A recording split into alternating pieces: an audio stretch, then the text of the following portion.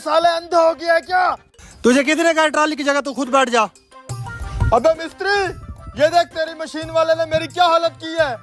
मुझे इसका हिसाब चाहिए मिस्त्री। हो सीमेंट के अंदर केमिकल होता है, जल्दी से नहा लो। पहले जाके नहा ले, अभी खाने पे बैठेंगे बात करेंगे। चलो भाई सारे खाना खा लो। इस साले की तो आज मैं छुट्टी कराऊंगा। हाँ आप बताओ क्यों गुस्से में हो?